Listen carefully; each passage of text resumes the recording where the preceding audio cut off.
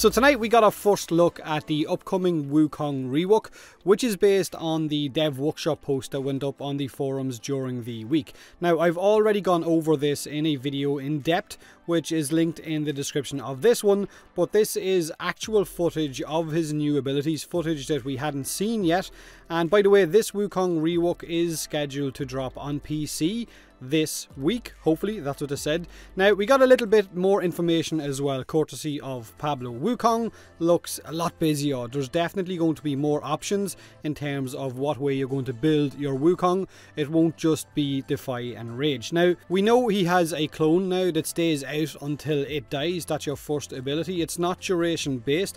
It will deal melee damage when you're doing ranged damage, and it will deal ranged damage when you're doing melee damage. We got the CD Slam from his clone augment, the Rhino Slam styled augment, but it deals no damage and will cost you 25 energy each slam, but it will suspend enemies in the air for a few seconds. Now this is going to be affected by range mods as well. It looked really good. And we also now know that his clone will try to destroy nullifier bubbles and not actually run inside one and then disappear.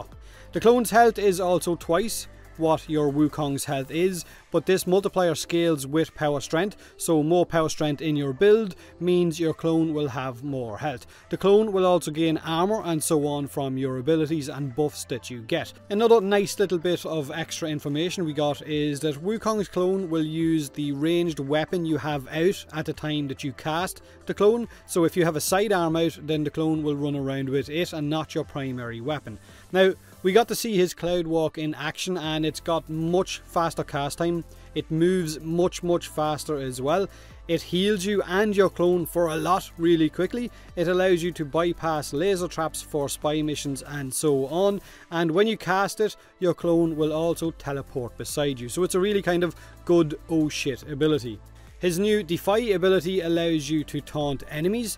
It also allows you to go invulnerable for 2 seconds, deal a lot of damage at the end of those 2 seconds in a huge sweep that your clone will also do. This one-shotted Corrupted Vor on Mott during the stream when Rebecca was using it. I think it dealt like 40,000 damage in one swing. It gives you bonus armor based on the damage that you take during those 2 seconds of invulnerability, kind of like Iron Skin or with Neja Ida. So basically find a large group of enemies, jump into them and cast Defy, and you're going to gain a lot of armor.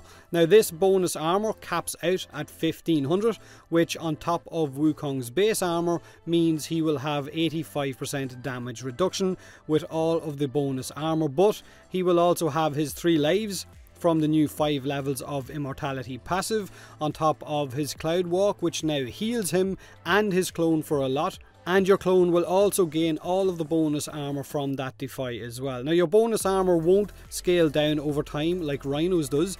It's completely duration based, so you can keep looking out for large groups of enemies, jumping into them, casting that Defy, and I guess keeping that armor on top of yourself. Now we couldn't see the ability duration of what Rebecca was using with the Wukong, but Pablo did say that currently it's something like 24 seconds base duration, so if you choose to mod for more duration it's going to be much higher. Now for his Primal Fury, which we hadn't really seen either, just like Defy, his melee combos have been simplified down, and the way Pablo described this is if you choose to just hit your melee button without moving forward, it will deal a very high amount of damage. You will have a high damage multiplier to the enemies that you are hitting, but if you start moving forward while swinging, then you will do large sweeping strikes that don't deal as much damage as you would if you were just standing still. If you choose to use your aim or right click while swinging your big shtick, then it will force Wukong to close the gap by lunging forward with his foot towards the target. And then of course, if you choose to spam your right click, you will do tons of heavy slams. So it was definitely simplified down, but it looks a lot more fluid, I guess, than what we currently have right now with Wukong. As an example, if you meet a high level enemy and you're swinging away and you're not dealing a whole lot of damage, you're just chipping away at them, you can choose to just stop moving and go ham, and the damage multiplier of course will hopefully take care of the rest. Now Immortal Wukong is going to be dead. I guess we just have to come to terms with that. He is our last real immortal Warframe. Cue the comment section telling me which Warframes are still immortal. Now if you own Wukong, remember you are going to get 3 free Forma in your mail courtesy I guess of Lotus, if she's still giving us free gifts, in order to rebuild your Wukong the way that you want to build him. We gotta wait and see exactly how this rework plays out, but he looked way more interesting on the stream. He's gonna have a personal heal, a clone that deals a lot of damage while also being a distraction. His Cloud Walk is an oh shit ability for getting out of trouble, and of course those heals as well. There was one moment in the stream where Wukong's clone took a lot of damage. It went from like 2,800 health, and when Rebecca cast the Cloud Walk, it went bang straight back up in about 2 seconds. So it heals really quickly. You will also have those 3 lives from the 5 levels of immortality with the random buffs. These are completely random, you can't choose which buffs you're going to get, so you will still have a decent amount of survivability. And knowing the Warframe community, once you guys get your hands on him, a build will be established for, I guess, making him a big tanky boy again, and I look forward to see what everyone, I guess, can come up with. Now, we've been told that his Primal Fury is kind of what Melee 3.0 is based on, so I'm more interested in getting my hands on this to see what we can expect with Melee 3.0 once it eventually, if it ever does, actually drop. Let me know what you think of Wukong's rework, what you've seen on the stream or what you've seen in this footage. I will leave the links or the link to the actual stream in this video's description as well. Do me a huge favour, hit that like button if you enjoyed the video, or don't if you didn't. Subscribe for more Warframe, and as always, thanks very much for watching.